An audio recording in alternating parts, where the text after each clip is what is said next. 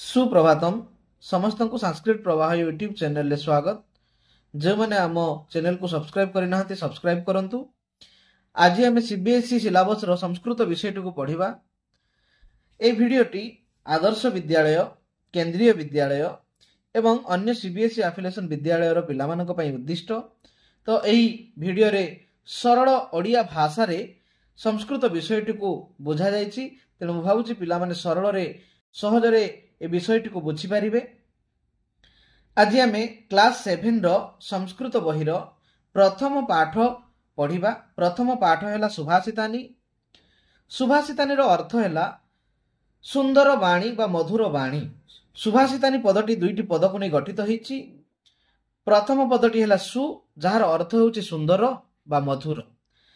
द्वितीय पद हैला भाषितानी। भाषितानी रो अर्थ हैला बाणी बा वचन।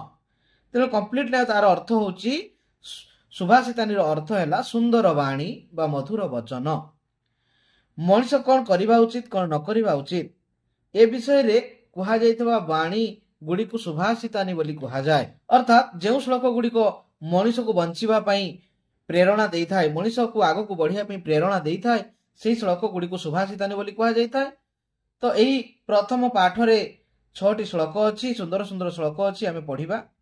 तो आसंतु पढ़िबा प्रथम पाठ। प्रथम पाठर प्रथम श्लोक पढ़िबा। पृथिव्यां त्रीणि रत्नानि जलमन्नं सुभाषितं मूढैः पाषाण खण्डेषु रत्न संज्ञा विधीयते।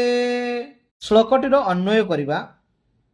पिला माने देखंतु अन्वयर अर्थ हैला ना जेतेबेले श्लोक लेखा जाय थाए तो कर्ता कर्म क्रिया एपट सेपट हेकि थाए। तो आमे ताकू सरल भाषा रे बुझिया पई हेले हमकु कर्ता कर्म क्रिया को क्रमान्वय रे सजेया पई पड़िबो। तो एई प्रक्रिया को अन्वय बोली कहा जाय थाए ना। श्लोकटी को सरल भाषा रे बुझिया पई हेले प्रथमे हमकु अन्वय करिया पई पड़िबो। अर्थात कर्ता कर्म क्रिया गुडी को क्रमान्वय रे सजेई कि लेखिले आमे श्लोकर अर्थटी को सहज रे बुझी परिबा। तेणु एई श्लोकर अन्वय देख ना। अन्वय हैला पृथिव्यां जलम अन्नम सुभाषितम त्रीणि रत्नानि सन्ति मूढैः पाषाण खण्डेषु रत्न संज्ञा विधीयते। यहला अन्वय। तार अर्थ होउछि, श्लोकटीर अर्थ होउछि पृथ्वी रे जल, अन्न एवं मधुर वचन बा सुभाषितानी एही तीन गोटी जिनिस प्रकृत रत्न अटे, किंतु मूर्ख माने पाषाण खंड गुडी को रत्न बोली कहि थांती। सुना, रूपा, हीरा, नीला, मोती, माणिक एगुडी को प्रकृत रत्न नुहे। आमे सुना रूपा न पिंधिले बंची पारिबा, किंतु आमे जल एवं अन्न बिना आमे बंची पारिबा नाही। आउ ए जो सुभाषित गुड़िक कौन करिथे ना, जेहेतु आमको जीवन धारण करिवा पई बा बंचिबा पई आमको प्रेरणा देई थाए।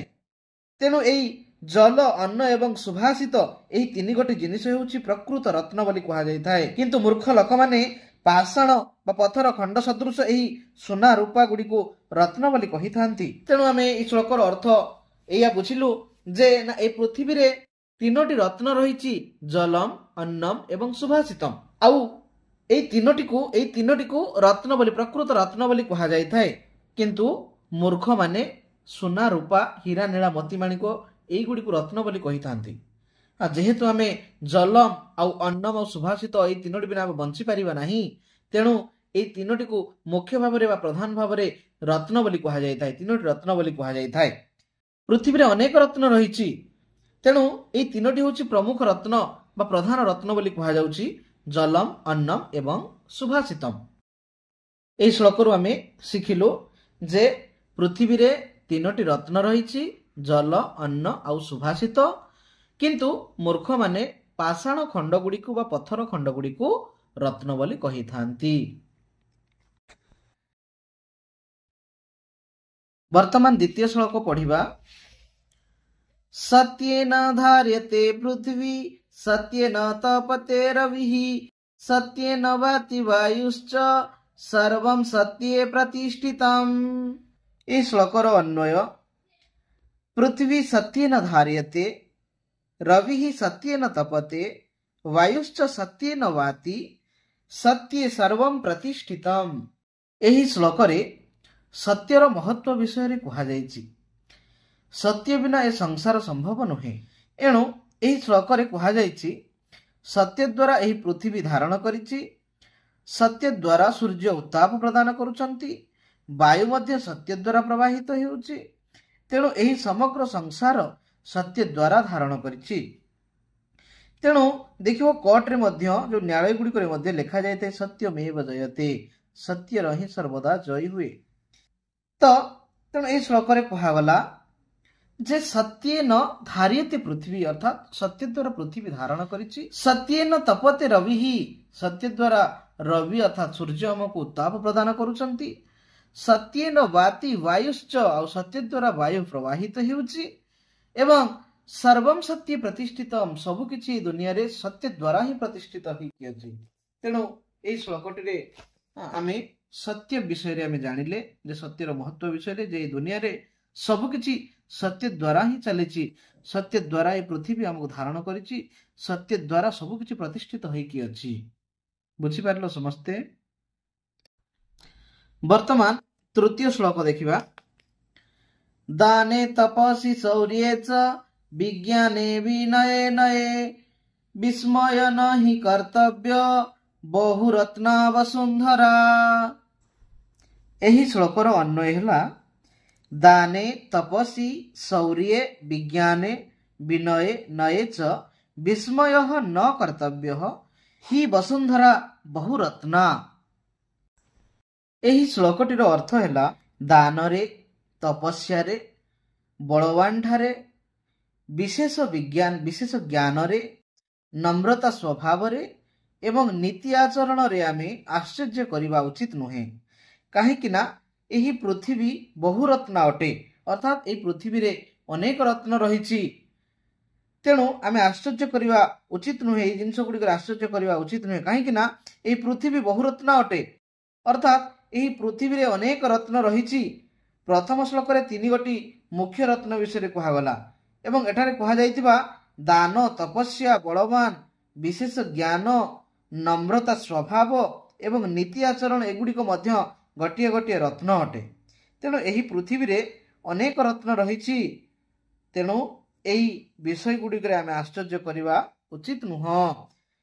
दान दाने अर्थात दान करिबारे, तपस्या अर्थात तपस्या करिबारे, शौर्य अर्थात शक्ति रे बा बल रे बा बलवान ठारे, विज्ञान अर्थात विशिष्ट ज्ञाने बा विशेष ज्ञान रे, विनय अर्थात विनम्र भाव रे, नय अर्थात जो नीति आचरण रे आमे विस्मय नहीं कर्तव्य, आमे विस्मय करिबा उचित नुह। काहीकि विस्मय करिबा उचित नुह ना ए पृथ्वी जेहेतु होउची गोटे बहुरत्न अटे। एई पृथ्वी रे अनेक रत्न रहिछि। तेणु एई अनेक रत्न भितरे एई गुडाक मध्य गोटे गोटे रत्न अटे। तेणु जेहेतु पृथ्वी बहुरत्ना, पृथ्वी रे अनेक रत्न रहिछि, तेणु आमे एई जिनिस गुडिकरे आश्चर्य करिबा उचित नुह। वर्तमान देखिबा चतुर्थ श्लोक। सद्भिरेव सहासीत सद्भिः कुर्वीत संगतिं, सद्भिर्विवादं मैत्रीं च न सद्भिः किंचिदाचरेत्। एही श्लोकर अन्वय है सद्भिः सह एव आसीत्, सद्भिः संगतिं कुर्वीत, सद्भिः विवादं मैत्रीं च असद्भिः किंचित न आचरेत्। एही श्लोकर अर्थ है सज्जन व्यक्ति सहित आमे बास करिबा उचित एवं सज्जन व्यक्ति सहित आमे संग हेबा उचित बा मित्रता स्थापन करिबा उचित। सज्जन व्यक्ति सहित विवाद एवं मित्रता स्थापन करिबा उचित, किंतु केबे हेले आमे दुर्जन व्यक्ति सहित शत्रुता किंबा मित्रता ए दुईटी जाक आचरण करिबा उचित नुहे। अर्थात दुर्जन लोकठारे आमे दूरेई की रहिबा उचित। दुर्जन व्यक्ति सहित आमे शत्रुता करिबा नहीं किंबा मित्रता मध्य करिबा नहीं। दुर्जन व्यक्ति सहित जदि आमे शत्रुता करिबा से हमर अनिष्ट करिवो एवं मित्रता कले मध्य विपद समय रे से आमको मध्य विपद रे पकेइबो। तेणु आमे केबे हेले दुर्जन व्यक्ति सहित शत्रुता किंबा मित्रता स्थापन करिबा नहीं। आमे सदा सबु बेले सज्जन व्यक्ति सहित वास करिबा एवं बंधुता मध्य स्थापन करिबा, किंतु केबे हेले आमे दुर्जन व्यक्ति सहित सांग हबा नहीं किंबा तांको सहित माने बंधुता एवं शत्रुता केबे हेले करिबा नहीं। वर्तमान 5 नंबर श्लोक पढ़िबा।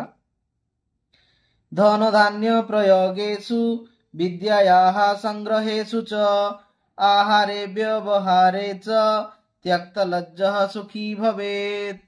एही श्लोकर अन्वय हैला धन धान्य प्रयोगेषु विद्यायाः संग्रहेषु च आहारे व्यवहारे च त्यक्तलज्जः सुखी भवेत्। एही श्लोकरे कहा जायछि जे मनुष्य को कौ कौ परिस्थिति रे लाज को परित्याग करबा उचित ना। धन धान्य प्रयोग समय रे अर्थात व्यापार वाणिज्य समय रे, विद्या ग्रहण करबा समय रे, भोजन करबा समय रे एवं व्यवहार करबा समय रे जो व्यक्ति लाज को परित्याग करिथाए सही व्यक्ति खुशी रे रही थाए। व्यापार समय रे लाज कले आमे व्यापार करि परिबा नाही। पाठ पढ़िबा समय रे जदि आमे लाज करिबा तो न बुझिबा पाठ को आमे पचारि परिबा नाही, ताहले से पाठ आमर सबुदिन पई से अबुझाई कि रहि जिवो, आमे बुझि परिबा नाही। डाउट केबे भी आमर क्लियर हेई परिबो नाही। पेटरे भोक थाई जदि आमे लाज करिबा ताहले आमे नमागी जो खाइबा पई नमागी कि आमे भोकरे रहि जिबा। एवं गुरुजन मानन को प्रणाम करबा समय रे जदि आमे लाज करिबा ताहले आशीर्वाद मिलिबो नाही। तेणु एही स्थान गुडी करे आमे लाज को परित्याग करबा उचित ना। को को स्थान रे ना व्यापार वाणिज्य समय रे, विद्या ग्रहण कला समय रे, खाइबा समय रे एवं व्यवहार करबा समय रे आमे लाज को परित्याग करबा उचित। वर्तमान 6 नंबर श्लोक पढ़िबा। क्षमा वशीकृतिर्लोके क्षमया किम न साध्यते शांति खड्गः करे यस्य किम करिष्यति दुर्जनः। श्लोकटीर अन्वय हैला लोके क्षमा वशीकृति क्षमया किम न साध्यते यस्य करे शांति खड्गः अस्ति दुर्जनः तस्य किम करिष्यति। एही श्लोक रे क्षमा विषय रे कहा जायछि। एही संसार रे क्षमा वशीकरण अटे। जेमिति वशीकरण मंत्र द्वारा लोकन को वशीभूत करा जाई थाए, ठीक सही परी क्षमा द्वारा मध्य लोकन को वशीभूत करा जाई पारे। क्षमा द्वारा कोण बा न होय, अर्थात क्षमा रूपक खड्ग जो व्यक्ति पाखरे अछि दुर्जन व्यक्ति मध्य तार किछि क्षति करि परिबो नाही। तेणु जदि कौनसी व्यक्ति क्षमायोग्य भूल करे ताकू आमे क्षमा कर दबा उचित। तेणु इस श्लोक रे कहा गला जे क्षमा होछि गुडे एमिति अस्त्र जहा पाखरे क्षमा रूपक अस्त्र थिबो तार शत्रु मध्य किछि करि परिबो नाही। जदि आमे कौनसी व्यक्ति को आमे तार भूल पई ताकू जदि आमे क्षमा कर दबा से परे से कोन करिवो ना तार भूल को बुझी परिबो एवं से भूल को बारंबार करिवो नाही। जदि से बारंबार भूल कला आमे ताकू क्षमा कर देबा, बारंबार भूल कले से बारंबार ए सब घटना घटिले से निजे परिवर्तन हो जिवो एवं निजे को निजे से बुझी परिबो। तेणु कौनसी व्यक्ति भूल कले आमे ताकू क्षमा कर देबा उचित। जदि भूलटा क्षमार योग्य हेइथो ताहले आमे से भूल को निहाती भाव में क्षमा कर देबा उचित। तो एही श्लोक रु आमे तो यह शिखिले जे क्षमा रूपक खड्ग जदि आम हाथ रे अछि ताले हमको शत्रु मध्य हमको किछि करि परिबो नाही। तेणु क्षमा को वशीकरण बोली कहा होछि। एठी क्षमा द्वारा ए संसार को वशीकरण करा जाई परिबो। तेणु आमे जे कोनोसी व्यक्ति को जदि क्षमार योग्य भूल करिछि ताकू आमे क्षमा कर देबा उचित। धन्यवाद।